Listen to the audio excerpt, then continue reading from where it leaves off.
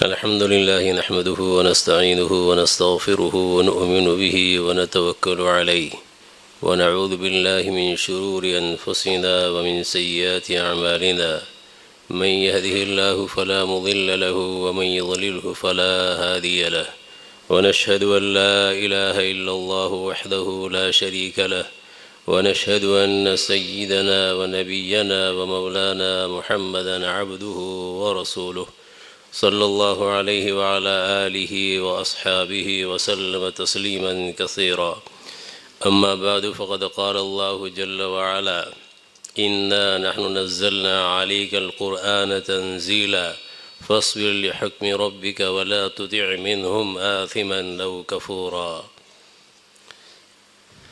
قابل صد احترام حضرت والد ماجد اور گرامی قدر برادر محترم محمد حنیف بھائی اور برادران عزیز جامعہ کے بانی حضرت مولانا شعیب صاحب دامت برکاتہم اور محتمیم جامعہ حاضہ برادر عزیز حضرت مولانا عبدالرحیم صاحب اور جامعہ کے شیخ الحدیث صاحب اور دیگر اساتذہ کرام، طلبہ عزیز،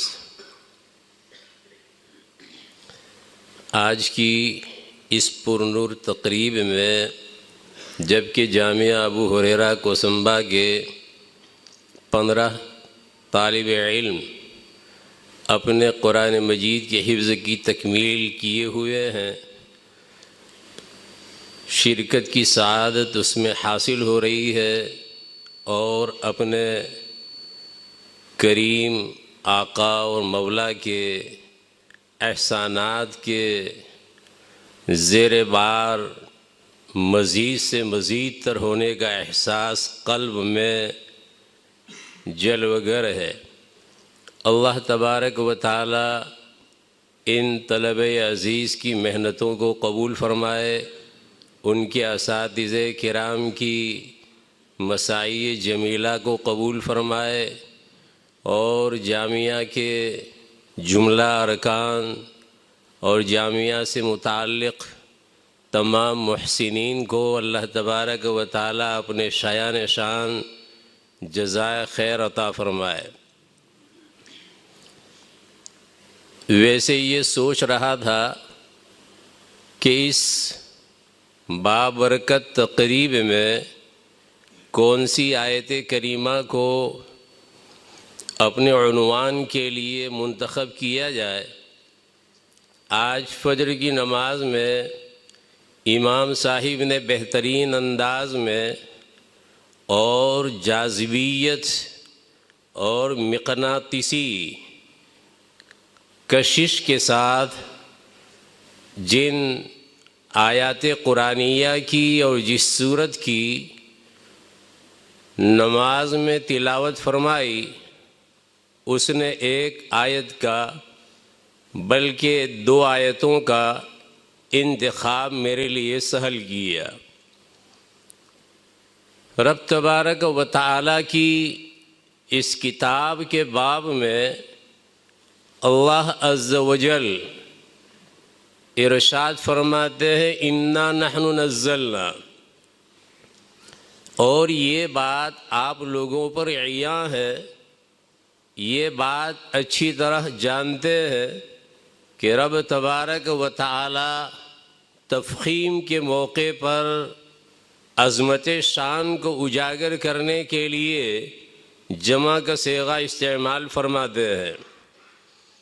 نیز رب تبارک و تعالی اس بات کی طرف اشارہ فرماتے ہیں کہ میں اپنی صفات افعال میں کچھ بندوں کا اور میری مخلوقات میں سے کچھ مقرر اور معین فرشتوں کا انتخاب کرتا ہوں اور ان کے ذریعہ اس کام کو پائے تکمیل تک پہنچاتا ہوں۔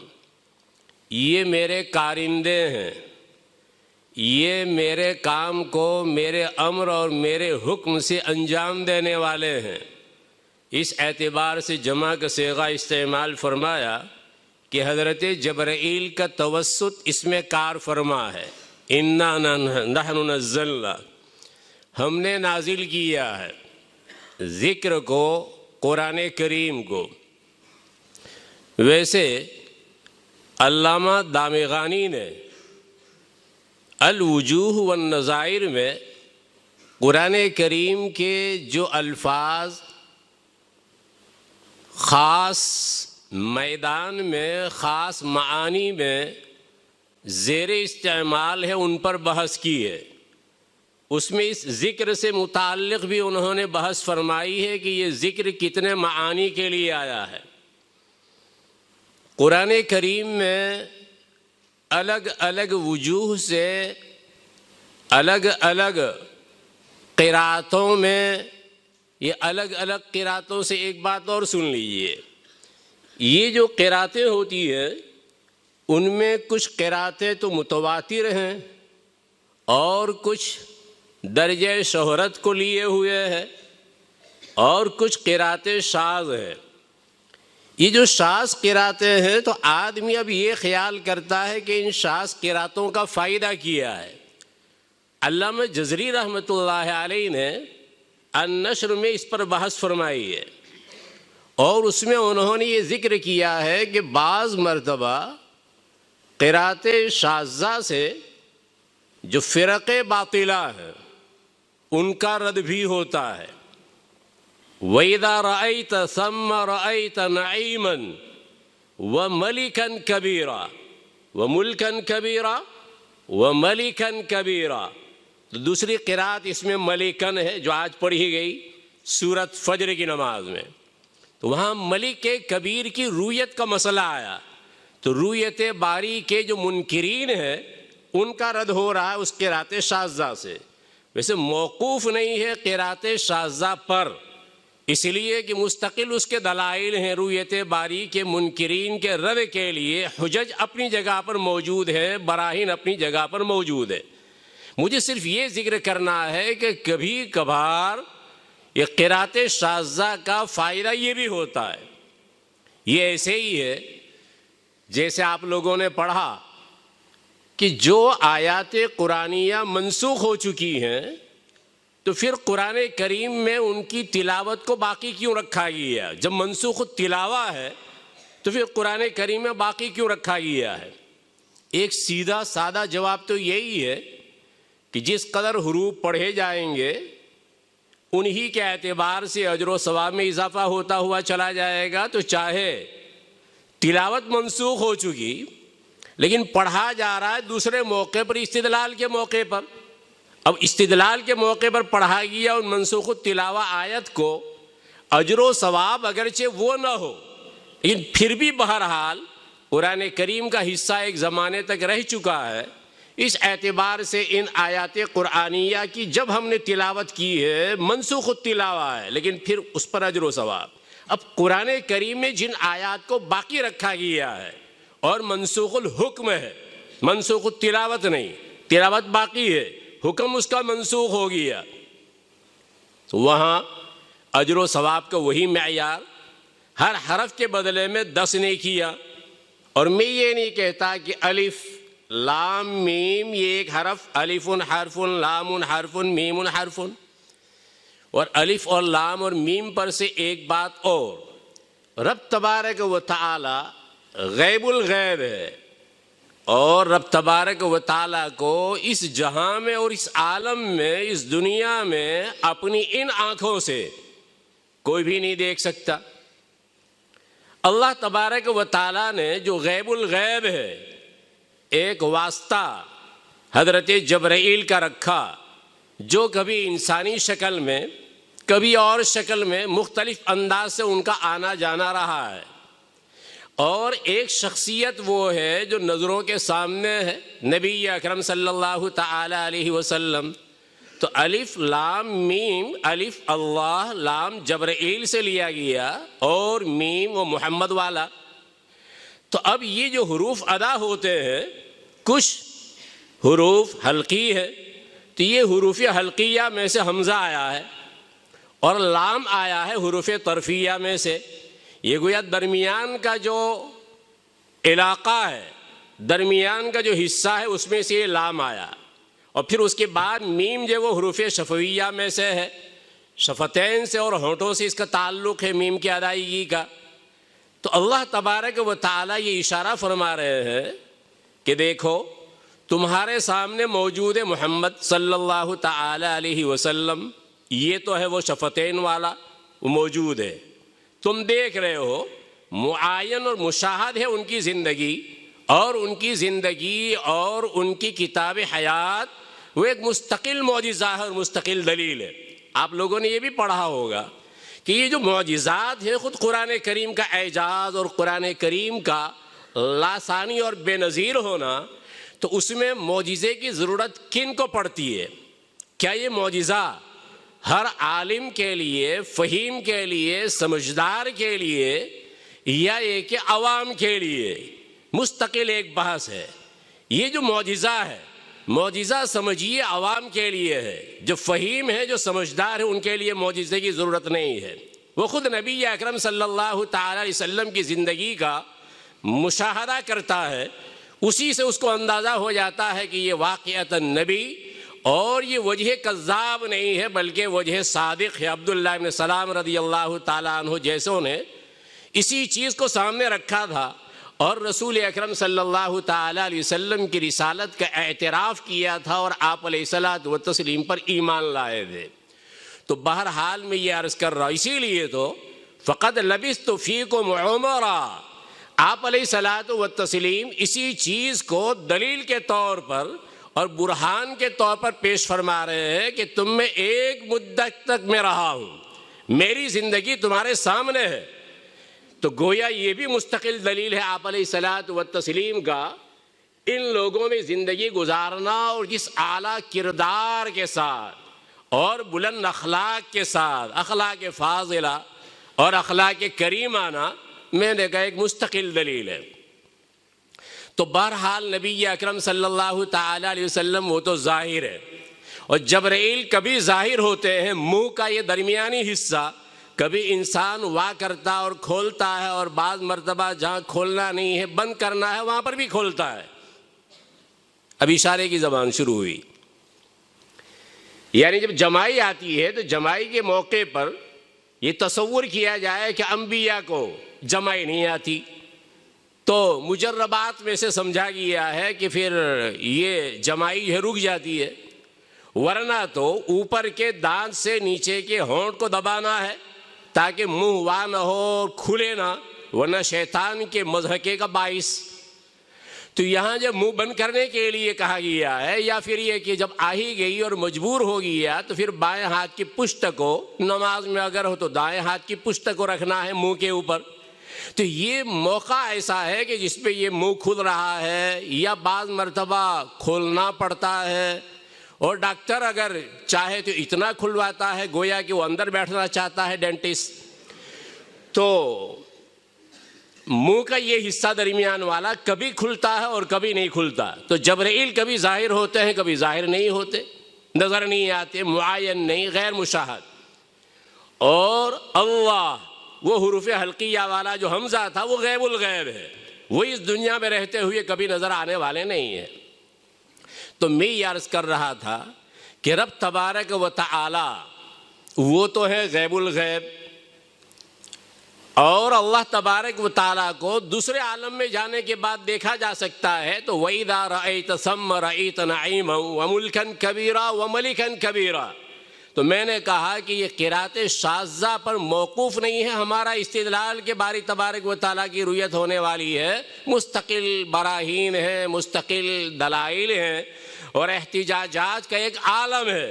ان احتجاج کی بنیاد پر، ان حجتوں کی بنیاد پر کہا جا سکتا ہے کہ رب تبارک و تعالیٰ کی رؤیت ایک ایسا مسئلہ ہے کہ جو عقیدے کی حیثیت رکھنے والا۔ بہرحال میں عرض کر رہا تھا کہ کچھ آیات ایسی ہیں کہ جن کی تلاوت کو باقی رکھا گیا ہے، حکم اس کا منسوخ ہے۔ اب حکم منسوخ ہے لیکن پھر بھی اجر و ثواب مل رہا، ختم خلاص۔ تو الف لام میم، وہاں سے میں چلا تھا کہ الف مستقل ایک حرف ہے، لام مستقل ایک حرف ہے، میم مستقل ایک حرف ہے، اور ہر حرف کے اوپر 10 نیکیاں ہیں۔ تو اب چاہے اس کا حکم منسوخ ہو گیا ہو لیکن پڑھو، اجر و ثواب مل جائے گا، تمہارا کیا نقصان ہے بھائی؟ ایک نمبر۔ دوسرا جو نمبر ہے وہ یہ ہے، علامہ انور شاہ کشمیری رحمۃ اللہ علیہ فرماتے ہیں کہ قرآن کریم کی جو آیات ایسی ہیں جن کے حکم کو منسوخ کیا گیا ہے، کسی نہ کسی درجے میں اس پر عمل ہوتا ہے کسی نہ کسی وقت میں۔ اور منسوخ آیات کتنی ہیں؟ شاہ ولی اللہ محدث دہلوی رحمۃ اللہ علیہ انہوں نے اس پر مستقل کلام کیا۔ ان سے قبل علامہ جلال الدین سیوطی رحمۃ اللہ علیہ نے 20 کا عدد انہوں نے ذکر کیا۔ شاہ ولی اللہ محدث دہلوی رحمۃ اللہ علیہ 5 پر آئے، اور 5 کے بعد پھر انہوں نے ایک شوشہ چھوڑ دیا۔ وہ اشارہ فرما رہے ہیں کہ یہ 5 جو آیات ہیں ان میں بھی اگر غور کیا جائے، انہوں نے اشارے کی زبان میں کہا۔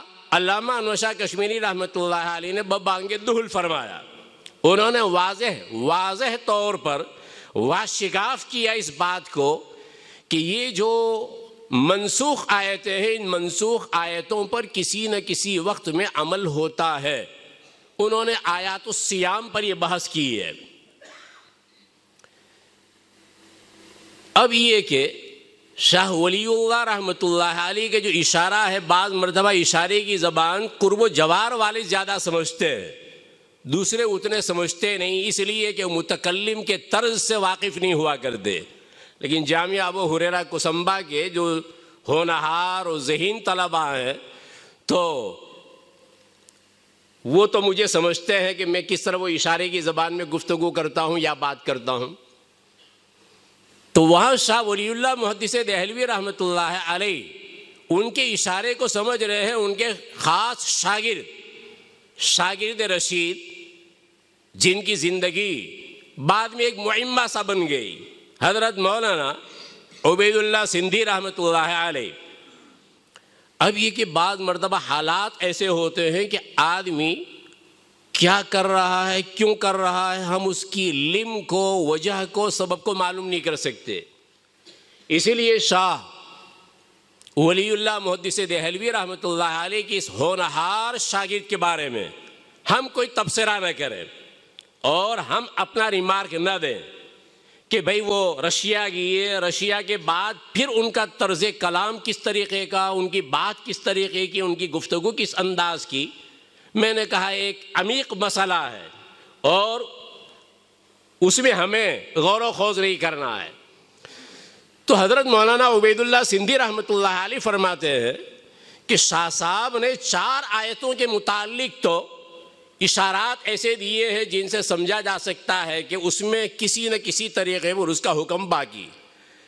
ایک آیت کریمہ ایسی ہے جو ادق ہے اور سب سے زیادہ دقیق اور سب سے زیادہ مشکل کہ پتہ نہیں اس کا حکم کیسے جاری کیا جائے۔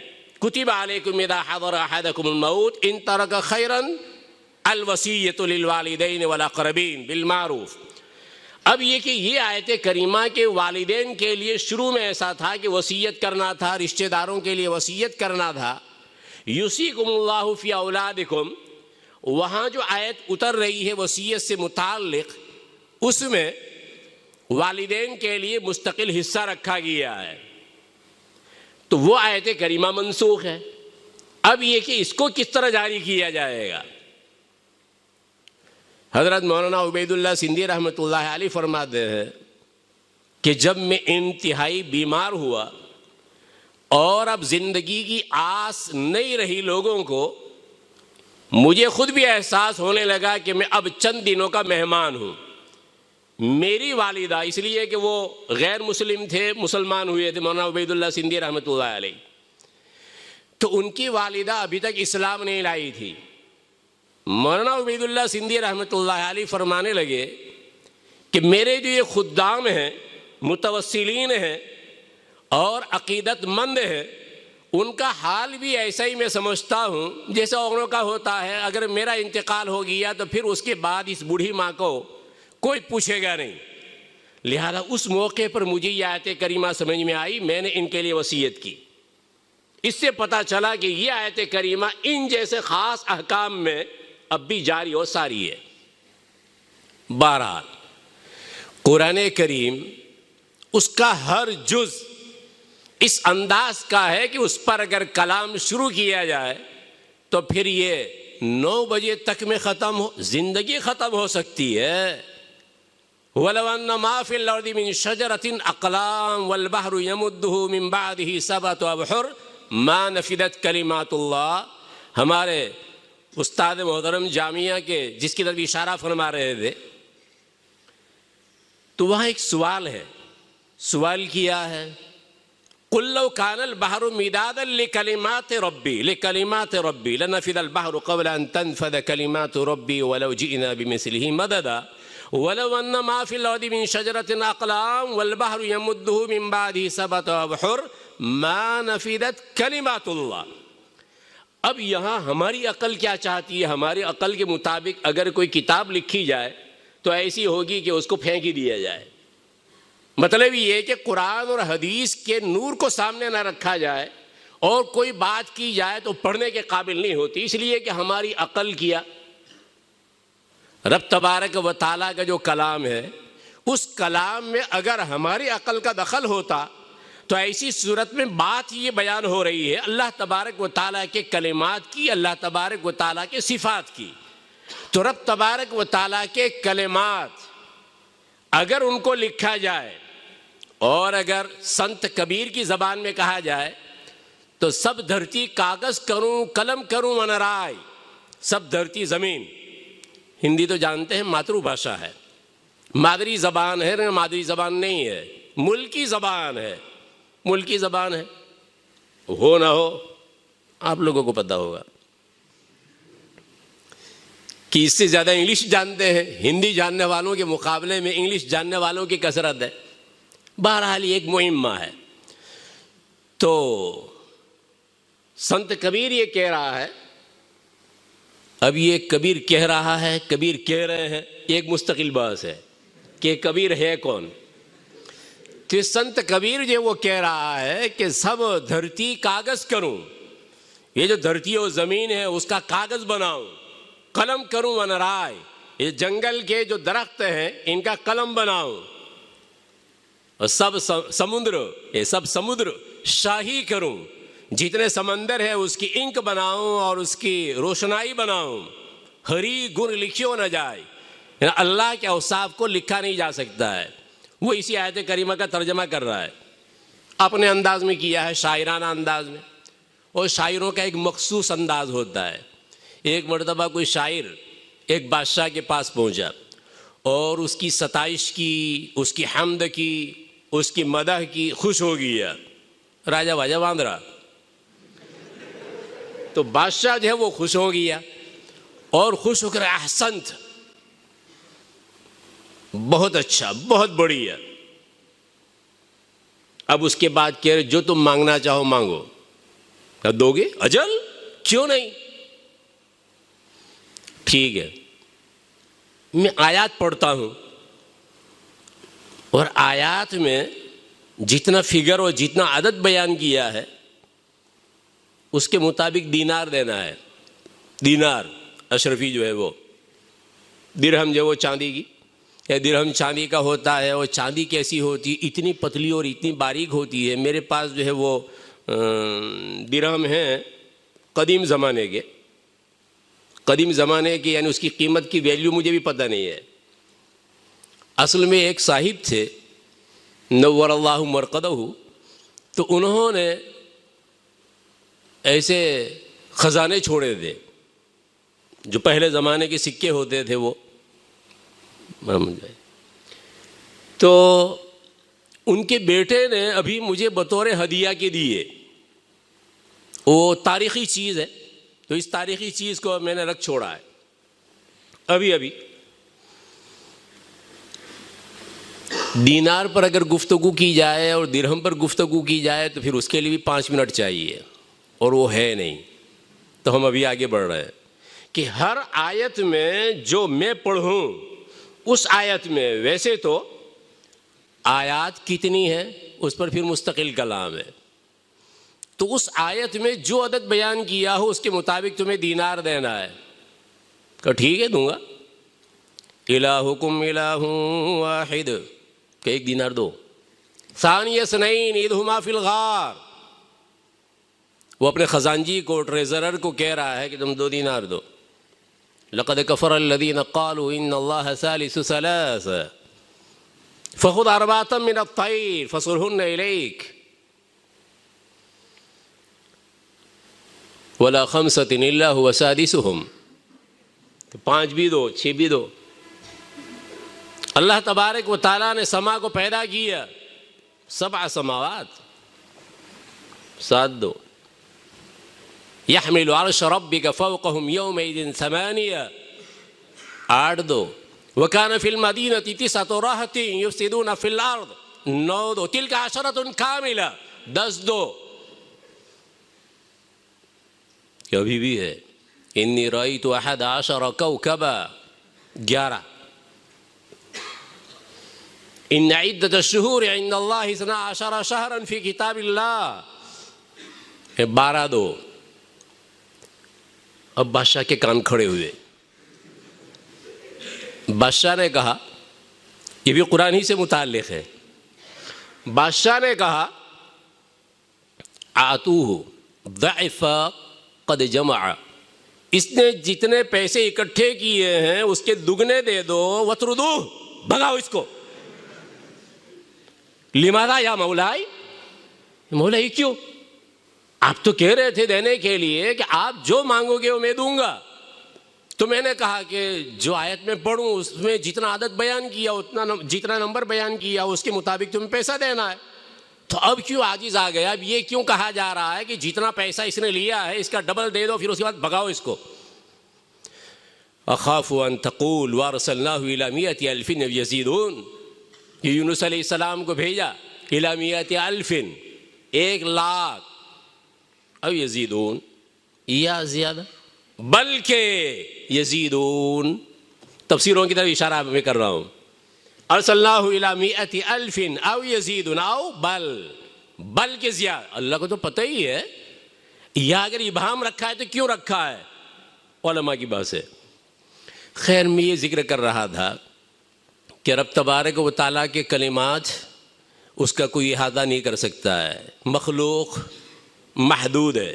رب تبارک و تعالیٰ کی صفات اور رب تبارک و تعالیٰ کے کمالات غیر محدود ہے. تو جو محدود ہے وہ غیر محدود کی صفات کو اور کمالات کو اپنے احاطے میں لانا چاہے کیسے لا سکتا ہے؟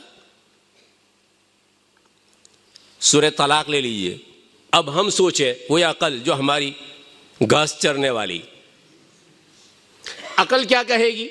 سورہ طلاق رب تبارک و تعالیٰ کا 25 دفعہ ذکر آئے. اللہ 25 دفعہ 25 دفعہ اور 2 مرتبہ رب کا ذکر آیا اور ضمائر اس کے علاوہ. کوئی تصور ہی نہیں کر سکتا ہے کہ اس میں جو بیان ہوگا اس میں اللہ تبارک و تعالیٰ کا کیا ذکر ہوگا. لیکن نہیں، 25 دفعہ رب تبارک و تعالیٰ نے ذکر کیا. سورہ مجادلہ کے بارے میں آپ لوگوں کو پتہ ہے، کوئی آیت ایسی نہیں ہے جس میں لفظ اللہ مذکور نہیں ہے پورے قرآن میں. سورہ مجادلہ، اب سورہ مجادلہ نام سنے گا انسان اس میں جھگڑے وگڑے کی بات. رب تبارک و تعالیٰ کا عجیب انداز ہے قرآن کریم میں. اور یہ تو رب تبارک و تعالیٰ نے پورا کا پورا علم اس میں رکھ دیا ہے. ایسا نہیں، رب تبارک و تعالیٰ کے علم کی تو کوئی نہایت ہے ہی نہیں. رب تبارک و تعالیٰ نے اب پھر میں اس پر کلام کروں، تھوڑا سا اشارہ ہی چکا ہے. تو حضرت عمر رضی اللہ تعالیٰ عنہ ایک مرتبہ نبی اکرم صلی اللہ تعالی علیہ وسلم کو چھیڑنے کے لیے مسجد حرام میں ایمان سے قبل وہ پہنچے. وہ یہ خیال کر رہے تھے کہ آج میں پہلے پہنچتا ہوں اور آپ علیہ الصلاۃ والتسلیم کو کوئی ایسی چیز اور کوئی ایسا فعل کر کے میں تنگ کرتا ہوں جو آج تک کسی نے کیا نہیں ہوگا. ابن الجوزی رحمۃ اللہ علیہ نقل فرما رہے، جو ابھی بات میں نقل کر رہا ہوں. ابن الجوزی رحمۃ اللہ علیہ کی ایک اور بات سنیے.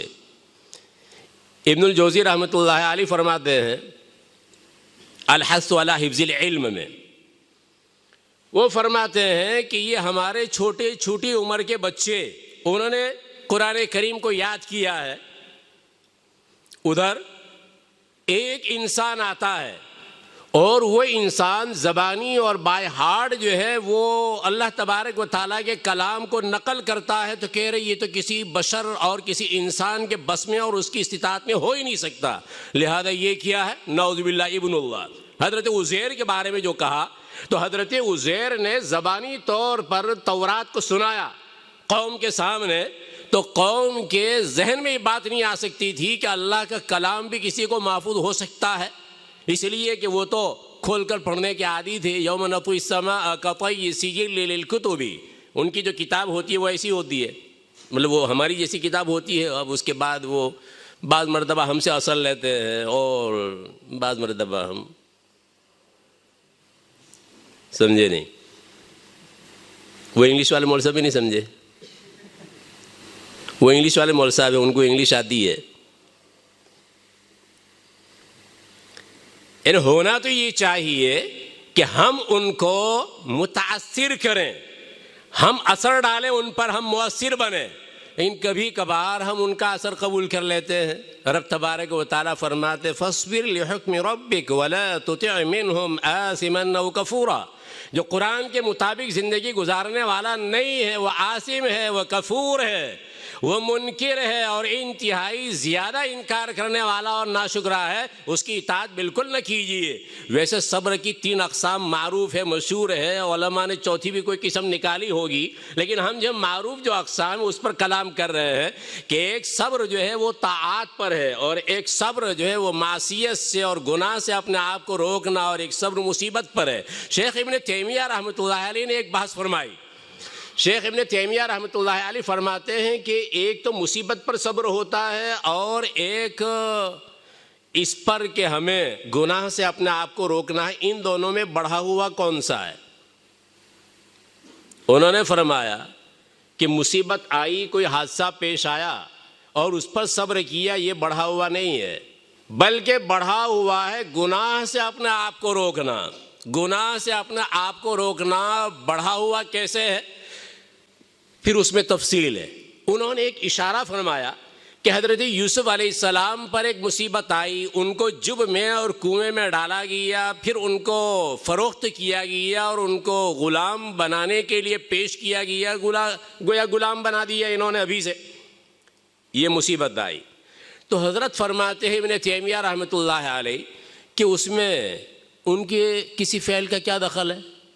ان کے کسی فعل کا کوئی دخل نہیں۔ ہاں اب جزا فضا نہ ہو، شکوہ شکایت نہ ہو، یہ فعل ہوگا، لیکن جو مصیبت آ گئی، جو حادثہ پیش آ گیا، اس پر تو بہرحال انسان کو اب رکنا ہی پڑے گا، صبر کرنا ہی پڑے گا۔ کہ اس سے بڑھا ہوا ہے کہ یہاں بلایا جا رہا ہے گناہ کے لیے، اور وہ بھی سیدہ بلا رہی ہے، اسباب موجود ہے سب کچھ، اور پھر وہ حسینہ جمیلہ اور انتہائی خوبصورت، اور دھمکی بھی دے رہی ہے جیل خانے میں ڈالنے کی، پورے اسباب موجود ہیں معاصی کے اور گناہوں سے، پھر اپنے آپ کو روکا کہ یہ بڑھا ہوا ہے۔ بہرحال میں یہ کہہ رہا تھا یوم نطوی السماء کطی السجل للکتب، تو ان کی کتاب ایسی ہوتی ہے، ان کی کتاب ایسے، اور پھر پڑھنا ہے تو ایسے وہ کھولیں گے اور پھر اس کے بعد وہ پڑھیں گے۔ وہ تورات کو جو پڑھتے ہیں تو وہ اس طریقے سے پڑھتے ہیں۔ اب یہ کہ آپ لوگوں کا کام ہے کہ میں کہاں سے کہاں جا رہا ہوں۔ حضرت عمر رضی اللہ تعالیٰ عنہ، انہوں نے یہ سوچا، ابن الجوزی رحمۃ اللہ علیہ کی بات چل رہی تھی، اور اس سے متعلق میں نے ایک بات ذکر کی کہ یہ حفاظ امت محمدیہ کے، تو حضرت فرماتے ہیں کہ پتہ نہیں ان کا کیا ہو جاتا۔ خالی ایک فرد آیا تھا قرآن اس کتاب کو سنانے کے لیے، کہ قرآن کریم کو جو حفظ کرنے والے طالب علم ہیں اور طلباء ہیں، ان کو دیکھ کر پتہ نہیں ان کا تو دماغ ہی پھٹ جاتا۔ یہ دماغی پھٹ جاتا والی بات میں بول رہا ہوں۔ تو یہ حضرت عزیر نے سنایا تھا، اس پر وہ اتنے فریفتہ ہو گئے، اور ان کے لیے یہ متحیر العقول کارنامہ تھا، اور یہ کارنامہ ہماری امت کے چھوٹے چھوٹے بچے جو ہے وہ امت کے سامنے پیش کر رہے ہیں۔ حضرت عمر رضی اللہ تعالیٰ عنہ پہنچے، لیکن دیکھا کہ مجھ سے پہلے نبی اکرم صلی اللہ تعالی وسلم پہنچے ہوئے ہیں۔ اب آپ علیہ الصلاۃ والتسلیم نماز میں پڑھ رہے ہیں، اور نماز میں پڑھتے پڑھتے انہوں نے ایک اور اشارہ میں نے کیا تھا، لیکن آپ لوگ سمجھے نہیں۔ ابھی تو آپ نے تعریف کی اور تھوڑی دیر میں مذمت، اتنی جلدی جو ہے آپ بھول گئے اپنی بات کو۔ ابھی تو تعریف کر رہے تھے جامعہ ابو ہریرہ کے طالب علموں کی کہ اتنے ذہین، اتنے ذکی کہ میرے اشارے سمجھ جاتے ہیں، لیکن وہ اشارہ بھی اشارے میں تھا، وہ اشارہ بھی اشارے میں تھا، لہذا اس کے لیے پھر مزید کچھ مدت جو ہے میرے پاس رہنا پڑے۔ میں نے اشارہ یہ کیا تھا کہ سورہ قاف میں، وہ اشارے کی زبان میں تھا، سورہ قاف میں رب تبارک و تعالیٰ نے جو حروف مقطعات میں انتخاب کیا ہے وہ قاف کا، وہ اس لیے کہ قرآن، وہ اس لیے کہ کا معنی اور مطلب یہ کہ یہ ہماری عقل کا حال ہے، اللہ تبارک و تعالیٰ نے کس لیے رکھا اللہ تبارک و تعالیٰ جانتے ہیں۔ لیکن سورہ قاف کا جو مضمون ہے اس میں اگر دیکھو گے تو قاف قاف قاف قاف قاف وہ زیادہ آئے گا، جیسے سورہ صاد، تو صاد میں صاد کا مضمون زیادہ آتا ہے۔ کفار نے مخاصمت کی آپ علیہ الصلاۃ والتسلیم سے، اس کا بیان چلا۔ داؤد علیہ السلام کے پاس وہ دو جھگڑنے والے آئے تھے، متخاصمین جو ہے وہ آئے تھے، متخاصمین جو ہے وہ آئے تھے، متخاصمین میں سے دو آئے تھے، اور ان کا مخاصمہ جو پیش ہوا تھا داؤد علیہ السلام کے سامنے، اس کا ذکر کیا تو وہاں خصم جو ہے وہ بنے ہوئے ہیں، ایک دوسرے کے فریق اور ایک دوسرے کے مد مقابل بنے ہوئے ہیں۔ پھر اس کے بعد آگے چلے تو اس میں اہل جہنم کا مخاصمہ بیان ہوا ہے۔ پھر اس کے بعد اور آگے چلے تو ملائے اعلیٰ کے اختصام کا ذکر ہے۔ پھر اس کے بعد آگے چلے تو اس میں ذکر آ رہا ہے ابلیس کے مخاصمے کا، کہ ابلیس نے مخاصمہ کیا ہے رب تبارک و تعالیٰ کے سامنے، اور سجدے سے انکار کیا۔ پڑھے جانے پڑے گا۔ ابلیس کا عجیب و غریب حال ہے۔ ابا واستکبر، ابا واستکبر، واستکبر استکبار، تکبر نہیں، استکبر۔ ایک تو یہ کہ یہ جو کبیرہ آتا ہے، اپنے آپ کو بڑا بنانا، بڑا بتلانا، بڑا سمجھانا۔ ایک تو یہ کہ کچھ ہو آدمی میں اور آئی ایم سم تھنگ، کہ میں کچھ ہوں، تو سمجھ میں بھی آتا ہے، معقول ہے، سینس میک ہوتا ہے، اور آدمی میں کچھ ہے ہی نہیں کمال، اور اس کے باوجود تکبر کا اظہار کرے، یہ ہے استکبر، استکبر۔ اور عجیب و غریب حال یہ ہے کہ ابلیس نے انکار کیا، تو ابلیس کے انکار کے بعد اس کو مطرود ٹھہرایا گیا، اس کو بھگایا گیا، راندہ بارگاہ الہی کیا گیا، اور اس کو یہاں اتارا گیا، اور لعنت اس پر برسائی گئی۔ اس کے برخلاف ملائکہ جب سجدہ ریز ہوئے حضرت آدم علیہ السلام کے سامنے، اب یہ کہ سجدہ کس کے لیے تھا؟ علماء جانے کہ سجدہ کس کے لیے تھا، آدم علیہ السلام کے لیے تھا یا اللہ تبارک و تعالیٰ کے لیے تھا؟ دو قول ہے۔ انہوں نے سجدہ کیا، نتیجہ کیا ہوا؟ آبجیکشن اور اشکال، یہ اعتراض۔ انہوں نے جو کچھ کیا ہوگا، اب اشکال کیا تھا کہ نہیں کیا تھا، یا انہوں نے ایک عرض، انہوں نے ایک درخواست پیش کی تھی، بات اپنی جگہ پر ہے۔ لیکن جب وہ مطیع بن گئے، جب سجدہ کر لیا تو اب حال کیا ہوا؟ اب حال یہ ہوا کہ وہ مکرم بنے، اور وہ مجتبی بنے، وہ فرشتے اور اللہ تبارک و تعالیٰ کے پیغام کے پہنچانے کے لیے اور پیغام رسانی کے لیے اللہ تبارک و تعالیٰ نے منتخب فرمایا، اور کسی کو اس انسان کی خدمت کے لیے لگایا، الگ انداز سے، کسی کو بارش کے اعتبار سے، کسی کو رزق کے اعتبار سے، الگ الگ اسباب سے بہرحال لگایا، لیکن وہ مکرم بنے رب تبارک و تعالیٰ کے۔ تو جو طلبہ حفظ کیے ہوئے ہیں وہ یہ نہ سمجھے کہ آئی ایم سم تھنگ، اور دوسروں کا استخفاف کرے، دوسروں کا استحقار کرے، دوسروں کو حقیر سمجھے، نہیں۔ اگر متواضع بنے گا انسان، خاضع بنے گا، تو رب تبارک و تعالیٰ کا مقرب بنے گا۔ تو ایک سبق یہ بھی نکلا ہے۔ بہرحال وہ مخاصمہ مذکور ہے، ابلیس کا مخاصمہ وہاں ذکر کیا گیا ہے، تو وہاں سات بہت آیا ہے، مخاصمہ بہت زیادہ ہے اس صورت کے اندر میں۔ اللہ تبارک و تعالیٰ نے تو وہاں شروع جو کیا ہے تو سورہ صاد میں صاد سے شروع کیا ہے، کہ خصم میں، مخاصمے میں بھی صاد ہے۔ تو رب تبارک و تعالیٰ نے ایسے تو پتہ نہیں کتنے کچھ عجائب اس میں رکھے ہوں گے، اللہ ہی جانتا ہے۔ تو میں نے کہا کہ یہ تو تھوڑے بہت اشارے جو انسان سمجھ سکا ہے اس کو اپنی کتابوں میں انہوں نے نقل کیا اور اس کو لکھا ہے۔ تو یہ کلمات پر بات چل رہی تھی کہ کلمات، یہ اب امتحان شروع ہوگا، عربی اول عربی دوم والا ہوگا کہ یہ کلمات کیا ہے۔ جمع قلت را چہارست ابنیا افعلو افعال و فعلا افعلا اور 2 جمع سالم، تو یہ ہے جمع قلت کے اوزان۔ تو جمع قلت کے اوزان یہ ہوئے، 6 اوزان ہوئے۔ جمع قلت را چہارست ابنیا افعلو افعال و فعلا افعلا اور پھر اس کے بعد 2 جمع سالم، تو 6 ہو گئے۔ اب سوال یہ پیدا ہوتا ہے کہ یہاں رب تبارک و تعالیٰ نے دونوں آیتوں میں ذکر کیا ہے تو کلمات کا لفظ ذکر کیا ہے، اور کلمات جمع سالم ہے، اور رب تبارک و تعالیٰ کے کلمات کی نہایت نہ ہونے کو بیان کیا جا رہا ہے، تو جمع کثرت کا صیغہ استعمال کرنا چاہیے تھا، جمع قلت کا صیغہ کیوں استعمال کیا گیا دونوں موقعوں پر؟ یہ ہوا سوال۔ جواب اس کا انتہائی سال ہے۔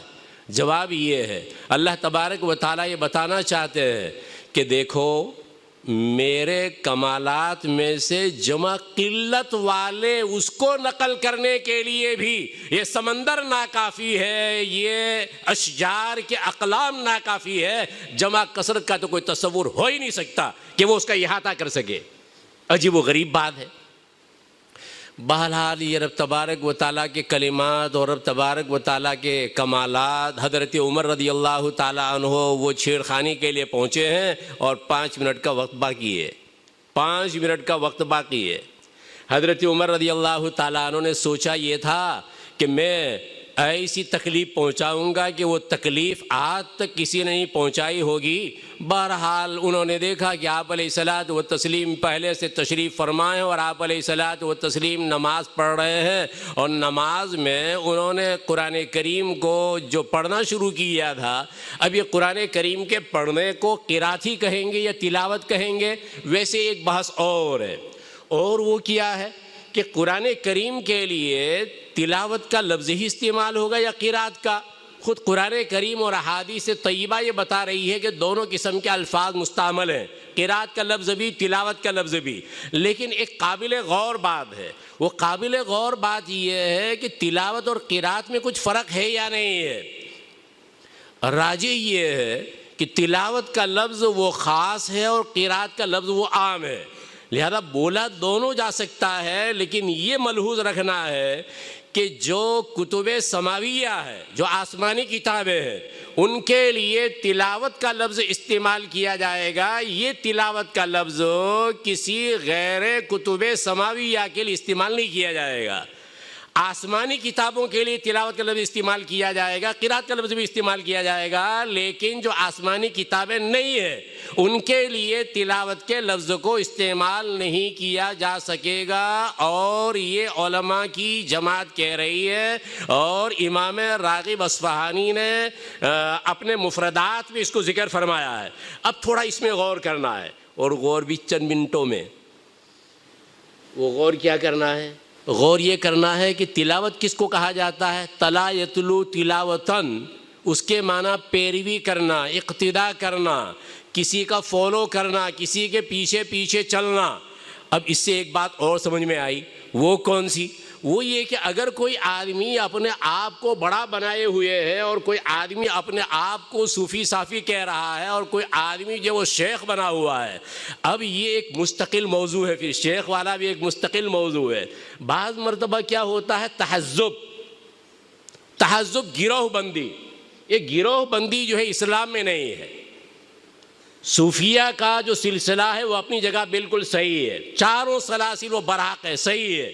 میں جو مذمت کر رہا ہوں، جو برائی بیان کر رہا ہوں، وہ تحزب کی، گروہ بندی کی، تفرقہ بازی کی۔ اس میں یہ سمجھا جائے کہ شیخ نے اگر گول ٹوپی پہنی ہے، مرید بھی ایسے ہی پہنے گا، شیخ نے اگر لمبی ٹوپی پہنی ہے، مرید بھی ایسے ہی ارے بھائی، سب انسانوں کے سر یکساں نہیں ہوتے، کسی کا گول ہوتا ہے، کسی کا لمبا ہوتا ہے۔ اب اس کے بعد شیخ نے جیسا پہنا، ارے بھائی تم عجیب و غریب مخلوق معلوم ہو رہے ہو،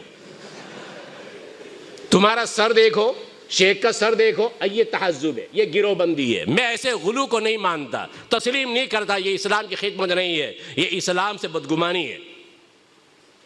میں نے کہا ایک مستقل موضوع ہے، یہ ایک مستقل موضوع ہے۔ خیر، میں مانتا ہوں اس سلسلے کو، میں مانتا ہوں صوفیہ کو میں تسلیم کرتا ہوں. شیخ ابن القیم رحمۃ اللہ علیہ، حضرت حکیم الامت مولانا اشرف علی صاحب تھانوی نور اللہ مرقدہ فرماتے ہیں کہ شیخ ابن القیم کو تو میں صوفی مانتا ہوں ان کی کتابوں کو پڑھ کر. ابن تیمیہ کو میں صوفی نہیں سمجھتا تھا، لیکن ابن القیم نے ان کے بارے میں لکھا ہے کہ وہ صوفی تھے، اس لیے میں صوفی تسلیم کرتا ہوں اور مانتا ہوں. تو بہرحال میں بھی اس تصوف کو مانتا ہوں اور تسلیم کرتا ہوں. لیکن میں نے کہا جو دین میں خرابی ہے وہ خرابی ہے اور اس کو ظاہر کرنا ضروری ہے. جیسے یہ ہمارے حافظ ہونے والے طلبہ یہ حافظ ہوئے ہیں، اب اس کے بعد رمضان المبارک آئے گا، رمضان المبارک میں تراویح پڑھائے گا، تراویح پڑھانے کے بعد پھر کچھ یا تو مقرر کرے گا یا لے گا، کہ یہ ممنوع ہے. یہ قرأت قرآن پر اجرت لینا وہ ممنوع ہے. سیدھا سا مسئلہ ہے. لیکن ہم لوگوں کا حال کیا ہے؟ ہم لوگوں کا حال یہ ہے کہ اگر کوئی جاہل کر رہا ہو اور کسی جاہل نے اپنے باپ کی قبر کے اوپر کسی حافظ کو بٹھایا ہو قرآن پڑھنے کے لیے اور اجرت لے گا تو ناجائز ہے. دارالافتاء یہی کہے گا، ہر مدرسے کا دارالافتاء کہے گا یہ حرام ہے. اور ہم مدرسے والے پیسہ دے کر اگر کسی قاری کو بلائیں یہ ہمارے لیے جائز ہو جائے، یہ کہاں سے آیا؟ کسی باہر سے ہم کسی قاری کو بلائیں قرأت قرآن کے لیے، تلاوت قرآن کے لیے، اور اس کے ساتھ معاوضہ ہمارا متعین ہو، ہم اتنا پیسہ دیں گے، وہ متعین کرتا ہم اتنا پیسہ لیں گے، یہ ہمارے لیے کیسے جائز ہو گیا؟ لیکن کوئی دارالافتاء نہیں بولے گا، خاموش ہے. یہ دوگلی پالیسی ہے. جاہلوں کے لیے الگ فتاویٰ ہے اور اہل علم کے لیے الگ فتاویٰ ہے. نہیں، اسلام ایک ہی ہے. ہاں، تعویلات اپنی جگہ پر ہے. جہاں تعویل کا مساغ ہو، جہاں تعویلات کی گنجائش ہو اور جو دائرے شریعت میں ہو وہ بات الگ ہے. ایک غسل کرنے والا غسل کر رہا ہے اور نیت کس کی ہے؟ تبرید کی ہے، ٹھنڈک حاصل کرنے کی ہے. اور ایک جو پانی پر پانی ڈال رہا ہے اور ڈول پر ڈول انڈیل رہا ہے کہ اسراف ہے. تو وہ نیتوں کا فرق ہو جاتا ہے. مولوی اگر ایسا اگر کرتا ہے، شیخ الحدیث مولانا زکریا صاحب نور اللہ مرقدہ وہ اگر کریں، ان کا والد کریں، جائز ہے، اور کوئی عامی ہو تو ناجائز ہے. میں واقعے کی طرف اشارہ کر رہا ہوں، اس واقعے کی طرف اشارہ کر رہا ہوں. ٹھیک، بہرحال یہ جو خرابی ہے وہ خرابی ہے، اس کو ماننا پڑے گا. یہ خرابی کی تعویلات کرنے سے وہ جائز نہیں ہو جاتی ہے، اس کی لیپا پوتی کرنے سے کچھ نہیں ہوگا، بلکہ سیدھی سی بات یہ کہ ہم سے اعتراف جرم ہوا ہے، ہم اعتراف جرم کرتے ہیں، سیدھی سی بات. باقی تعویلات اگر آپ 10 کرو میں 20 کر سکتا ہوں، اس لیے کہ جاہلانہ فعل ہے اور میں سب سے بڑا جاہل ہوں. اگر آپ 10 تعویل کرتے ہیں میں 20 کروں گا، کیونکہ میں نے شرح جامی پڑھی ہے اور میں نے شرح جامی پڑھائی ہے، اور شرح جامی پڑھنے والا تعویلات کو اچھی طرح کر سکتا ہے، اچھی طرح جان سکتا ہے اور اچھی طرح تعویلات بنا بھی سکتا ہے. خیر، یہ پتہ نہیں میں کون سی بحث میں الجھ گیا ہوں، لیکن یہ بھی ضروری تھی کہ یہ جو حفاظ ہیں وہ حفاظ اس پر اجرت معاوضہ نہ لیں، اور یہ تلاوت قرآن پر معاوضہ وہ ممنوع ہے، ناجائز ہے. اور باقی اس کے بعد ہمارے جامعہ کے جو شیخ الحدیث صاحب ہیں، جو خود مفتی صاحب ہیں، وہ مفتی صاحب آپ کے سامنے اس کی وضاحت کریں گے اور بتلائیں گے کہ بھائی کنہوں نے اگر جائز کہا ہے تو کیوں کہا تھا. شرح عقود رسم المفتی کے حوالے سے یا مقدمے در مختار کے حوالے سے وہ سب باتیں آپ کے سامنے نقل کریں گے. تلا یتلو تلاوتن، پیروی کرنا، اقتدا کرنا، پیچھے پیچھے چلنا. والشمس وضحاها والقمر اذا تلاها. اگر کوئی شیخ بنا ہے لیکن قرآن اور حدیث کو پس پشت ڈال کر، تو پھر یہ شیخ نہیں ہے، یہ شیخ نہیں ہے.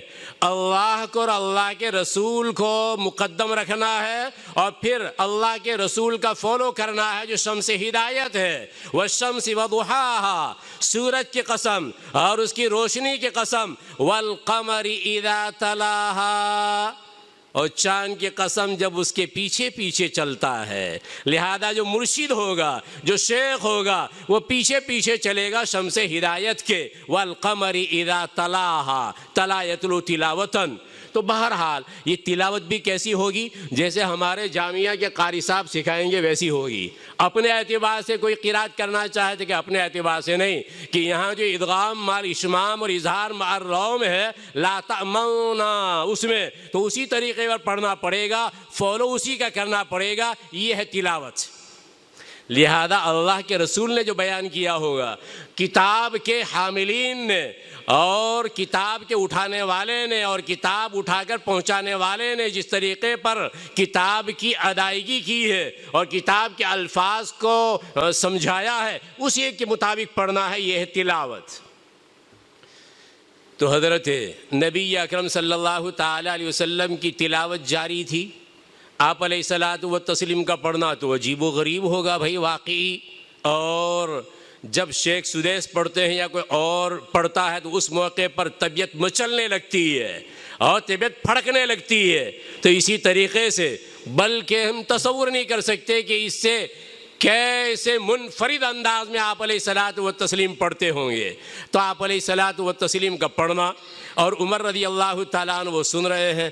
سنا تو انہوں نے کہا واللہ، اللہ کی قسم، اللہ کو تم مانتے تھے، اللہ کی قسم،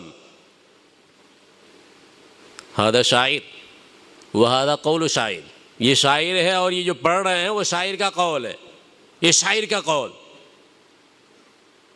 آپ علیہ الصلاۃ والتسلیم پڑھتے ہوئے چلے آ رہے تھے. انہ لقول رسول کریم وما هو بقول شاعر قلیلا ما تؤمنون. تو پھر کہا کاہن. میرے دل میں آیا، میں نے کہا یہ شاعر، تو فوراً کہا کہ نہیں شاعر نہیں، تو کہا کاہن. تو آپ علیہ الصلاۃ والتسلیم آگے فرما رہے ہیں یہ کاہن کا قول بھی نہیں ہے، کاہن نہیں. ولا بقول کاہن قلیلا ما تذکرون. تنزیل من رب العالمین ولو تقول علینا بعض الاقاویل لاخذنا منه بالیمین ثم لقطعنا منه الوتین فما منکم من احد عنہ حاجزین. یہ اللہ کا کلام ہے اور رسول اس کو پیش کر رہے ہیں. ولو تقول علینا بعض الاقاویل، اگر کوئی بات یہ نبی ہماری طرف منسوب کرے جو ہم نے نہیں کہی لیکن ہماری طرف نسبت کرتا ہے کہ اللہ نے کہا ہے لاخذنا منه بالیمین، تو ہم یمین سے پکڑ لیں. رب تبارک و تعالیٰ کے دونوں ہاتھ وہ یمین ہے، رب تبارک و تعالیٰ کے شایان شان رب تبارک و تعالیٰ کے ہاتھ. لاخذنا منه بالیمین ثم لقطعنا منه الوتین، اور پھر رگ حیات ان کی کاٹ دے. اور نبی صاحب بیان بھی کر رہے ہیں. قادیانی کھڑا ہوا، قادیانی نے کہا کہ دیکھو اللہ نے میری رگ حیات نہیں کاٹی، اللہ نے مجھے نہیں پکڑا، تو اس کا مطلب میں نبی، اور جو کہہ رہا ہوں اللہ کی طرف نسبت کرتے ہوئے سب صحیح. وَلَوْ تَقَوَّلَ عَلَيْنَا بَعْضَ الْأَقَاوِيلِ لَأَخَذْنَا مِنْهُ بِالْيَمِينِ ثُمَّ لَقَطَعْنَا مِنْهُ الْوَتِينَ. تو یہاں تو کچھ بھی نہیں ہوا. پاگل نہیں، ابگل، اس میں تفضیل پاگل کا، ابگل. یہ نبی صادق کی بات چل رہی ہے، جھوٹے کی نہیں. وہ تو جھوٹا تھا.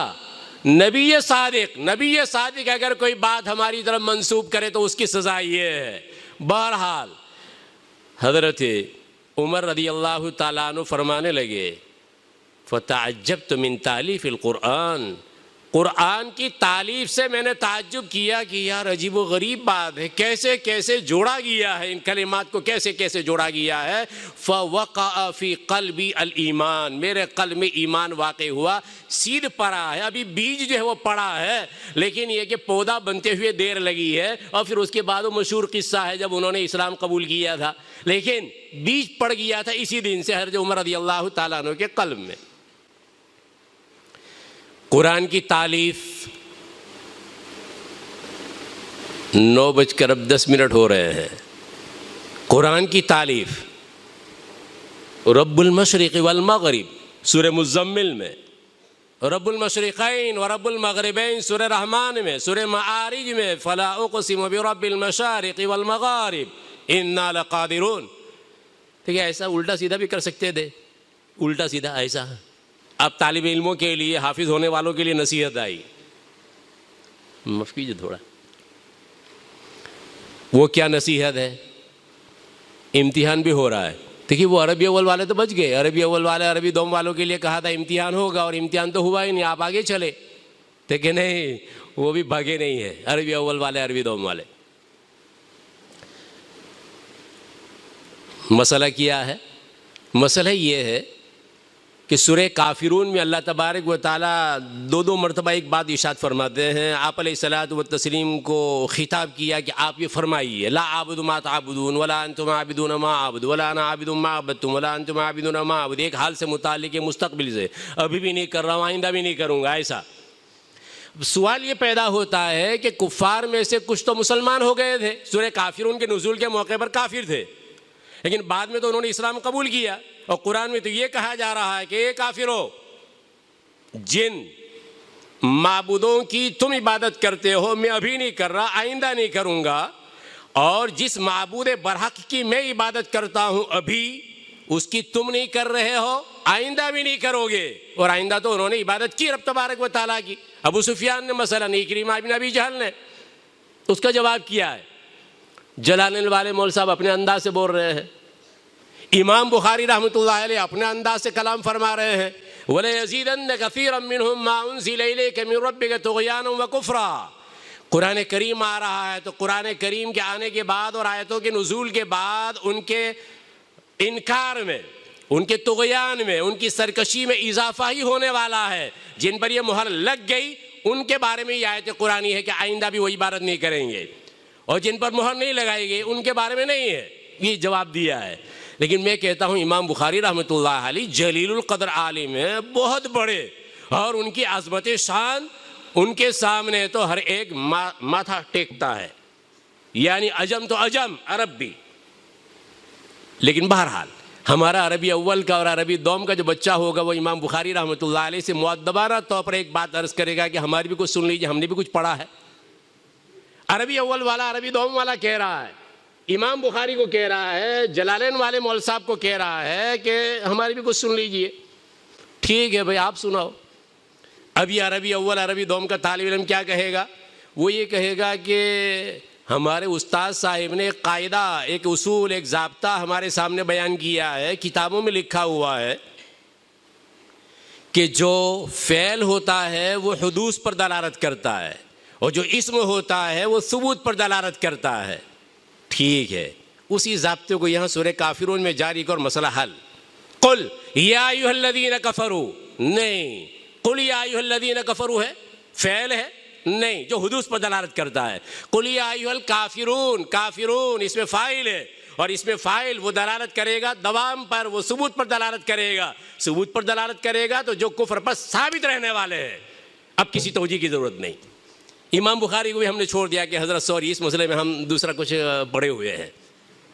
اتنا مسئلہ سہل ہے، لیکن عربی اول کو اگر پڑھا ہوگا غور و فکر کے ساتھ، عربی دوم کو پڑھا ہوگا غور و فکر کے ساتھ، تو یہ مسائل اس طرح پانی ہو جائیں گے اور چٹکی کے اندر میں مسائل حل ہو جائیں گے. بڑے اپنے اعتبار سے کوششیں کر رہے ہیں، لیکن بڑا ہوتا ہے، اور چھوٹا جو ہوتا ہے وہ بعض مرتبہ اس کی نگاہ ذرا تیز ہوتی ہے، چشمے والا نہیں ہے، اور ذرا عمر کے اعتبار سے، سائز کے اعتبار سے وہ چھوٹا ہے، اس سے نیچے پڑی ہوئی چیز کو جلدی اٹھا لیتا ہے. بہرحال میں عرض کر رہا تھا کہ ان حفاظ کے لیے ایک نصیحت کا پہلو ہے، اور وہ نصیحت کا پہلو کیا ہے؟ اللہ تبارک و تعالیٰ نے ایک نور دیا ہے، تمہارے قلوب میں ایک جلا روشن کی ہے، ایک چراغ روشن کیا ہے. قد جاءکم من اللہ نور و کتاب مبین. اور ان لوگوں کو جو اپنے آپ کو سمجھتے تھے کہ بھئی ہم بھی تو کتاب کی تلاوت کرنے والے، نماز پڑھنے والے، یہ کرنے والے، وہ کرنے، سب کچھ ہوگا، لیکن میری رحمت کن کو ملنے والی ہے؟ وَرَحْمَتِي وَسِعَتْ كُلَّ شَيْءٍ فَسَأَكْتُبُهَا لِلَّذِينَ يَتَّقُونَ. تقویٰ تو ہم بھی ہے، زکوٰۃ تو ہم بھی دیتے ہیں. رب تبارک و تعالیٰ کی آیت پر ہمارا بھی ایمان ہے. یہود بھی کہہ رہے ہیں، نصارہ بھی کہہ رہے ہیں، بالکل ٹھیک ہے. اور آگے چلو. الذين يتبعون الرسول النبي الأمي الذي يجدونه مكتوبا عندهم في التوراة والإنجيل يأمرهم بالمعروف وينهاهم عن المنكر ويحل لهم الطيبات ويحرم عليهم الخبائث ويضع عنهم إصرهم والأغلال التي كانت عليهم فالذين آمنوا به وعزروه ونصروه واتبعوا النور الذي أنزل معه. وہ سب نکل گئے. اس رسول نبی کا انہوں نے انکار کیا کہ رسول ہے، امیین کے رسول ہے. رسول جھوٹ بولتا ہے؟ نہیں. اور وہی رسول کہہ رہا قل یا ایھا الناس انی رسول اللہ الیکم جمیعا، اب مانو، پکڑے گئے، اشارے کی زبان۔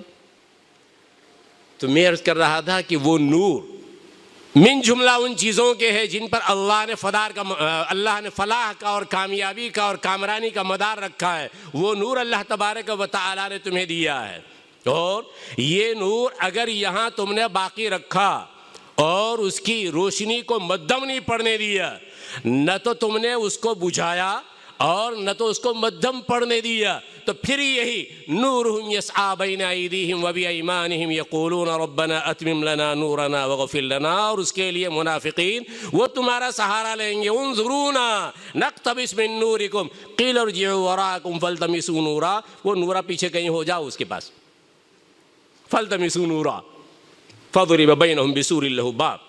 بہرحال اس نور کو اگر یہاں باقی رکھا تو وہاں یہ نور کام آئے گا، لیکن اس نور کے بجھنے کے لیے، بجھانے کے لیے اور اس کے مزمحل کرنے کے لیے جو عوامل کار فرما ہوتے ہیں، جو اسباب اس کے پیچھے ہوتے ہیں، ان اسباب میں سے سب سے بڑی معصیت و معاصی ہے، سب سے بڑا سبب، وجہ اور ریزن اور علم وہ ہے معاصی۔ حضرت امام شافعی رحمۃ اللہ علیہ کا چہرہ دیکھ کر امام مالک رحمۃ اللہ علیہ نے فرمایا میں تم میں نور دیکھ رہا ہوں، فلا تطفئہ بالمعصیۃ، اس کو معصیت اور گناہ سے مت بجھانا۔ تو معصیت سے گناہ بجھ جاتا ہے، کیسے بجھتا ہے؟ بس اسی پر اپنی بات ختم کر دوں گا انشاءاللہ العزیز، تاکہ آپ لوگ بھی مطمئن ہو جائیں اور اپنے اسباق میں مشغول اور منہمک ہو جائیں۔ وَإِذِ اسْتَسْقَىٰ مُوسَىٰ لِقَوْمِهِ، اب یہ 15 جو طالب علم ان کا اب امتحان ہو رہا ہے۔ وَإِذِ اسْتَسْقَىٰ مُوسَىٰ لِقَوْمِهِ فَقُلْنَا اضْرِب بِّعَصَاكَ الْحَجَرَ وَأَوْحَيْنَا إِلَىٰ مُوسَىٰ إِذِ اسْتَسْقَاهُ قَوْمُهُ أَنِ اضْرِب بِّعَصَاكَ الْحَجَرَ، سورہ اعراف میں۔ اب یہاں فَانْفَجَرَتْ مِنْهُ اثْنَتَا عَشْرَةَ عَيْنًا، لاٹھی ماری فَانْفَجَرَتْ مِنْهُ اثْنَتَا عَشْرَةَ عَيْنًا، اور وہاں فَانْبَجَسَتْ مِنْهُ اثْنَتَا عَشْرَةَ عَيْنًا، ایک جگہ انفجار کا لفظ آیا اور ایک جگہ انبجاس کا لفظ آیا۔ انفجار کہا جاتا ہے جوش کے ساتھ پانی کا ابلنا اور پانی کا نکلنا، اور انبجاس دھیرے دھیرے پانی کا نکلنا۔ تو یہ تھوڑا آگے پیچھے کر دے تو، لیکن نہیں بھائی، ابھی کہا، بار بار کہا، ہماری عقل کا اس میں کوئی دخل نہیں ہے۔ قرآن کریم میں جہاں جو لفظ آیا وہ بدیع پر سے فتعجبت من تالیف القرآن، حضرت عمر رضی اللہ تعالیٰ فرما رہے ہیں، اسی تالیف پر بات اور اسی بات پر انشاءاللہ اختتام۔ اب سوال یہ پیدا ہوا کہ یہ سورہ بقرہ کے لیے انفجار کیوں اور سورہ اعراف کے لیے انبجاس کیوں؟ نمبر 1، نمبر تمہیں گننا ہے، یہ نمبر 1 2 اب میں نہیں گنتا، اس لیے کہ آپ لوگ کئی دینار دینے والے نہیں ہو یا پاؤنڈ دینے والے یا پیسے دینے والے نہیں ہو کہ جس قدر عدد بیان کروں گا اسی قدر تم پیسے مجھے دے دو۔ خیر، رب تبارک و تعالیٰ نے یہاں فرمایا سورہ بقرہ میں وَإِذِ اسْتَسْقَىٰ مُوسَىٰ لِقَوْمِهِ، درخواست کرنے والے کون ہے؟ پانی کون طلب کر رہا ہے؟ موسیٰ علیہ السلام۔ وَأَوْحَيْنَا إِلَىٰ مُوسَىٰ إِذِ اسْتَسْقَاهُ قَوْمُهُ، وہاں قوم طلب کر رہی، نبی طلب کر رہا ہمارا، وہاں انفجار کا لفظ لاؤ۔ اب جب لاٹھی مارو گے زیادہ پانی نکلے گا، اور وہاں قوم نے مانگا ہے انبجاس کا لفظ۔ ٹھیک ہے، نمبر 1 ختم ہو گیا۔ نمبر 2 میں ہم آئے، وَإِذِ اسْتَسْقَىٰ مُوسَىٰ لِقَوْمِهِ فَقُلْنَا، موسیٰ علیہ السلام نے جب پانی طلب کیا، فَقُلْنَا، ہم نے کہا، اور وَأَوْحَيْنَا إِلَىٰ مُوسَىٰ إِذِ اسْتَسْقَاهُ قَوْمُهُ أَنِ اضْرِب بِّعَصَاكَ الْحَجَرَ، وہاں وہی کا لفظ یا قول کا لفظ ہے، سورہ بقرہ میں قول کا لفظ ہے، فَقُلْنَا اضْرِب، اور وہاں وَأَوْحَيْنَا کے ذہن میں چل رہا ہے أَنِ اسْتَسْقَاهُ قَوْمُهُ أَنِ اضْرِب بِّعَصَاكَ الْحَجَرَ، ایک طرف قول، ایک طرف وحی کا لفظ، اور وحی عام ہے۔ وحی چاہے فرشتے کے ذریعہ ہو، وہی چاہے کلام کے ذریعہ ہو، چاہے وحی منام کے ذریعہ، خواب کے ذریعہ، الہام کے ذریعہ ہو، تو وحی میں عموم ہے اور قول میں خصوص ہے۔ ایک بات اب اسی سے ہم پکڑ رہے ہیں کہ اللہ تبارک و تعالیٰ نے جب وہاں قلنا کا لفظ استعمال کیا تو گویا یہ خاص لفظ ہوا، اس لیے انفجار زیادہ پانی، اور وہی میں عموم تھا، اس اعتبار سے وہاں آیا وہ کمی کے اوپر دلالت کرنے والا لفظ۔ نمبر 2 ختم ہو گئے، اب ہم نمبر 3 میں آئے۔ نمبر 3 کیا ہے؟ وَإِذِ اسْتَسْقَىٰ مُوسَىٰ لِقَوْمِهِ فَقُلْنَا اضْرِب بِّعَصَاكَ الْحَجَرَ، اس سے پہلے جاؤ تو وہاں وَإِذْ قُلْنَا ادْخُلُوا هَٰذِهِ الْقَرْيَةَ قُلْنَا وَإِذْ قُلْنَا ادْخُلُوا، اب قریہ کون سا ہے کہ تم جانو، یہ طنجہ چل رہا ہے، انطاکیہ چل رہا ہے، ایلا چل رہا ہے، کون سا قریہ کون سی بستی تھی کہ وہ مفسر جانے۔ اشارے میں نے کہہ دیا، ایک اور قول جو ہے چوتھا میں نے چھوڑا ہے کیونکہ اس میں پھر کلام تھا۔ خیر، تو یہاں کیا وَإِذْ قُلْنَا ادْخُلُوا، اور وہاں سورہ اعراف میں وَإِذْ قِيلَ لَهُمُ اسْكُنُوا قِيلَ لَهُمُ اسْكُنُوا، جب ان سے کہا گیا بسو، تم رہو، رہائش اختیار کرو اس قریہ میں اور اس بستی میں۔ مقام مدح میں اللہ تبارک و تعالیٰ اللہ تبارک و تعالیٰ اور اللہ تبارک و تعالیٰ ہی کا فالو کر رہے ہیں لوگ، تو وہاں معروف کا صیغہ استعمال کیا جاتا ہے، اور جہاں وہ موقع نہ ہو تو پھر وہ مجہول کا صیغہ استعمال کر سکتے ہیں اور کرتے ہیں۔ اس لیے پہلا مقام وَإِذْ قُلْنَا والا تو یہ مقام مدح کا تقاضا کر رہا تھا، اس لیے انفجار کا لفظ آیا، اور وہاں انبجاز کا لفظ آیا ہے جہاں قیل لہم اسکنوا۔ 3 نمبر ہوئے۔ چوتھا نمبر گننا آپ لوگوں کا تھا، کام میں کر رہا ہوں آپ لوگوں کا۔ چوتھا نمبر کیا ہے؟ رب تبارک و تعالیٰ نے سورہ بقرہ میں کلوا واشربوا من رزق اللہ، کلوا واشربوا من رزق اللہ، اور سورہ اعراف میں پینے کا کوئی ذکر ہے ہی نہیں، وہاں کھانے اور پینے کا ذکر آیا، پینا پانی اس کے لیے لابدی، دیکھیے لابدی وہ ضروری ہے، وہ دوسرے مشروبات نے وہ ضرورت کو پورا کر دیا تھا کہ نہیں پورا کیا، پانی پانی ہے نمبر اول پر۔ خیر، تو یہاں مقام تھا انفجار کا، کیونکہ کلو واشربو آیا ہے، اور سورہ اعراف میں پینے کا ذکر نہیں آیا، شرب کا ذکر نہیں آیا، اس وجہ سے وہاں کم پانی اس کا ذکر اگر ہو جائے تو مسئلہ نہیں، اس لیے وہاں انبجاز کا لفظ آیا ہے۔ نمبر 5 میں ہم آئے، 6 پر ختم کر دوں گا انشاءاللہ العزیز۔ نمبر 5 کیا ہے؟ سورہ بقرہ میں اللہ تبارک و تعالیٰ فرماتے ہیں یا بنی اسرائیل اذکروا نعمتی التی انعمت علیکم، میرے انعام کو، میری نعمتوں کو یاد کرو۔ یا نعمتوں کا بیان چل رہا ہے، تو نعمت کے بیان کے موقع پر انفجار، بہت زیادہ پانی ہم نے دیا، اور سورہ اعراف میں ایسے ہو ویسے ہو پگلے ہو، کیوں؟ وہاں تقریر ہے، وہاں جھرکی پلائی جا رہی ہے، ڈانٹ وہاں پر موجود ہے۔ بحر قلزم، ابھی تم نے معجزہ دیکھا موسیٰ علیہ السلام کا، ابھی ہمارا اعجاز تمہارے سامنے آیا، لیکن اس کے باوجود پاؤں ابھی خشک نہیں ہونے پائے، اور جب دیکھ لیا قوم عمالقہ کے لوگوں کو کہ انہوں نے بچڑے کو معبود بنا رکھا ہے، اجعل لنا الہا کما لہم آلہہ، تو وہاں ان کے معاصی، ان کے گناہ وغیرہ اس کا ذکر چرا، یا نعمتوں کا بیان ہے، اسی وہاں انفجار کا لفظ استعمال کیا۔ اور چھٹا نمبر یہ ہے، اللہ تبارک و تعالیٰ اشارہ کرنا چاہتے ہیں سورہ بقرہ میں اللہ تبارک و تعالیٰ نے نئے نویلے، لہذا موسیٰ علیہ السلام کی برکت کی وجہ سے ان کو نوازشوں سے، اپنی نعمتوں سے نوازنا شروع کیا ہے، تو یہاں بالکل پاک صاف ستھرے ہیں، ایمان لانے کے بعد ابھی اپنے دامن کو انہوں نے معاصی سے اور گناہوں سے آلودہ نہیں کیا ہے، آلائش سے ناپاک نہیں کیا ہے گناہوں کی، برخلاف سورہ اعراف کے کہ وہاں ان میں معاصی کا بیان چل رہا ہے، ان کے گناہوں کا، ان کے جرائم کا ذکر ہو رہا ہے۔ تو ہوگا کیا؟ ہوگا یہی کہ جو نعمتیں وافر مقدار میں مل رہی تھی، اب اس کے بعد کمی شروع ہو جائے گی۔ وَمَا بِكُم مِّن نِعْمَةٍ فَمِنَ اللَّهِ، اللہ عز و جل نے قرآن کی دولت سے نوازا ہے، وہ اللہ تبارک و تعالیٰ کا ایک بڑا انعام ہے، لہذا اللہ تبارک و تعالیٰ کا جتنا شکر ادا کیا جائے کم ہے۔ لَئِن شَكَرْتُمْ لَأَزِيدَنَّكُمْ، اور اگر معاصی اور اگر گناہ تو پھر اس کے بعد نعمت چھننا شروع ہو جاتی ہے۔ إِنَّ اللَّهَ لَا يُغَيِّرُ مَا بِقَوْمٍ حَتَّى يُغَيِّرُوا مَا بِأَنفُسِهِمْ، یہ قوم کا صرف قوم کا مسئلہ نہیں ہے، قوم کا بیان چل رہا ہے، لیکن اجتماعی طور پر بھی اگر اللہ نے نعمتوں سے نوازا ہے اور وہ اس نعمت کی ناشکری کرتی ہے قوم، اللہ تبارک و تعالیٰ اس نعمت کو پھر ہٹا دیتے ہیں اور ہو سکتا ہے قوم ہی کو تبدیل کر دے۔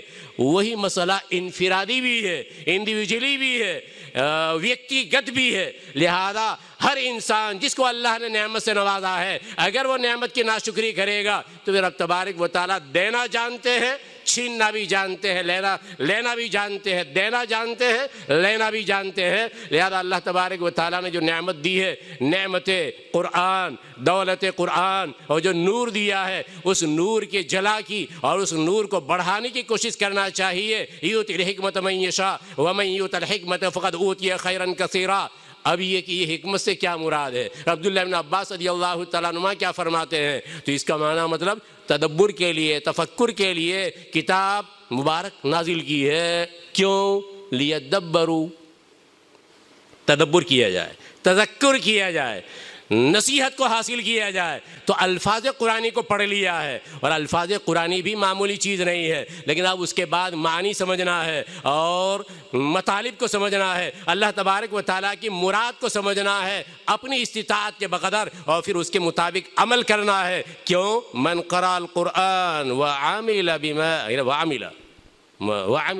من قرأ القرآن، حفظ کی بھی بات نہیں، من قرأ القرآن، جس نے قرآن پڑھا، وعمل بما فیہ، اور جو اس میں ہے اس پر عمل کیا، البس والداہ تاجا یوم القیامہ، تو قیامت کے دن اس کے والدین کو تاج پہنایا جائے گا۔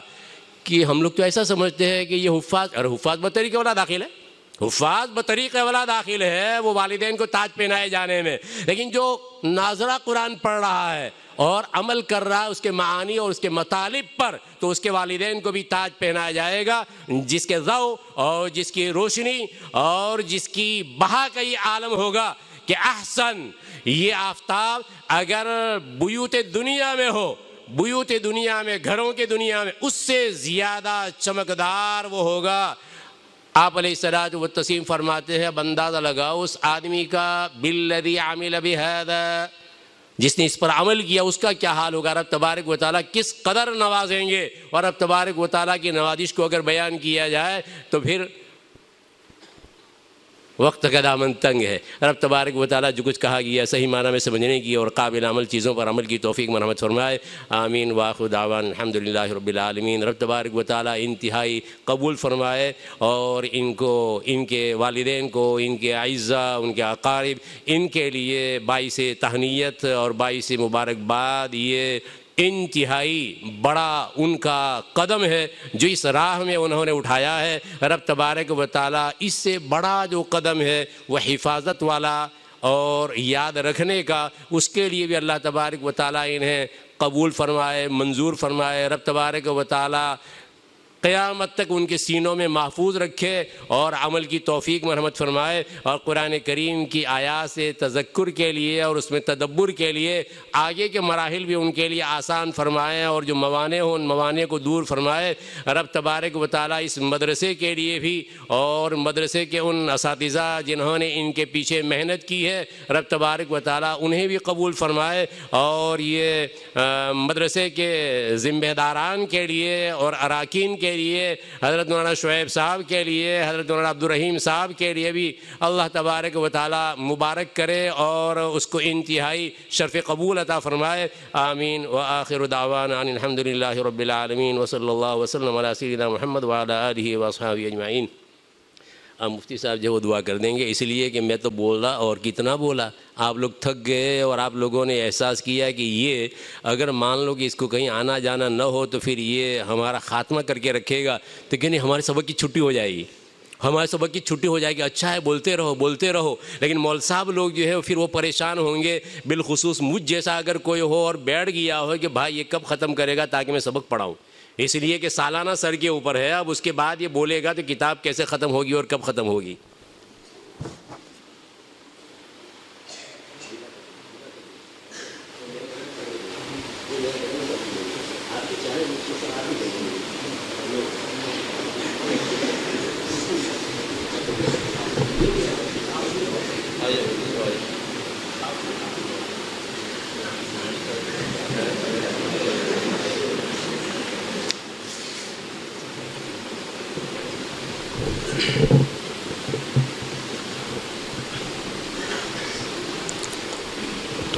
بسم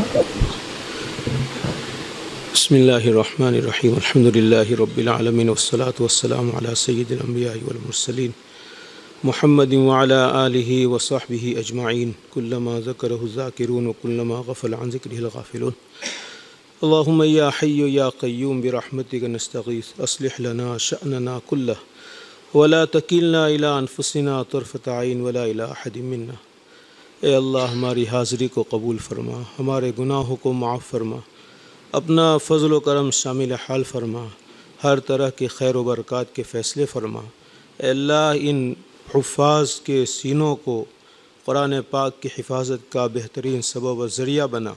قرآن پاک کے خیر و برکات سے ان کو، ان کے والدین کو، ان کے متعلقین کو، ان کے رشتہ داروں کو، ہمارے اداروں کو، اور ادارے میں جن اساتذہ کے پاس انہوں نے حفظ کیا ان تمام کو اللہ اپنی بارگاہ میں قبول فرما، تمام کے لیے خیر و برکات کا سبب و ذریعہ بنا۔ ہمیں بھی اپنے فضل و کرم سے اللہ تیری دی ہوئی نعمتوں کی قدردانی کی توفیق عطا فرما۔ ہر طرح کے شر و فتن سے ہمارے تمام اداروں کی، مدارس کی، مساجد کی، خانقاہوں کی، مقابر کی، مراکز کی، مکاتب کی، شاعر دینیہ کی، تمام کی پوری حفاظت فرما۔ قرون اولیٰ کی نہج پر ہمارے مدارس کے نظام کو قائم فرما۔ اے اللہ غیروں کے ہاتھ سے، غیروں کی نظر بد سے، غیروں کے ناپاک ارادوں سے ہمارے تمام اداروں کی، مکاتب کی، مدارس کی، مساجد کی، خانقاہوں کی اللہ حفاظت فرما۔ ہم سے راضی اور خوش ہو جا، ہمیں اپنا بندہ بنا لے، نفس و شیطان کی بندگی سے بچا لے، طاعات پر جما دے۔ ہمارے معاصی کی وجہ سے اللہ تو ہمیں نور علم سے، نور حکمت سے محروم نہ فرما۔ اے اللہ علم حقیقی، علم لدنی سے ہمیں مالا مال فرما۔ اے اللہ ہمارے تمام اداروں کو اے اللہ اپنی بارگاہ میں قبول فرما۔ ہماری بدعمالیوں کی وجہ سے، ہماری آپس کی اختلافات کی وجہ سے اے اللہ ہماری ان مدارس پر غیروں کے تسلط کو اے اللہ قائم نہ فرما۔ اے اللہ ہر طرح کے شرور و فتن سے ہمارے مدارس کی، امت مسلمہ کے ایک ایک فرد کی اللہ پوری حفاظت فرما۔ ہمیں ہماری صلاحیتوں کو، ہمارے جوانوں کی صلاحیتوں کو، ہماری ماں بہنیں، بہو بیٹیوں کی صلاحیتوں کو اللہ ضائع ہونے سے بچا لے۔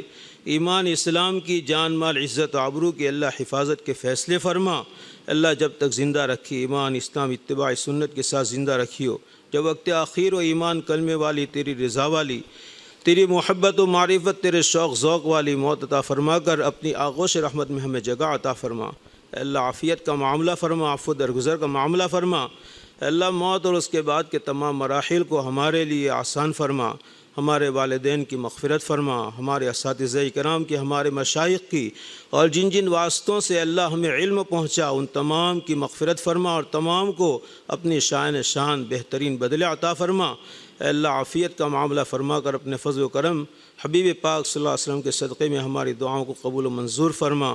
آمین یا رب العالمین برحمتک یا ارحم الراحمین بحرمت سید المرسلین صلی اللہ تعالی علیہ وعلی آلہ وصحبہ اجمعین۔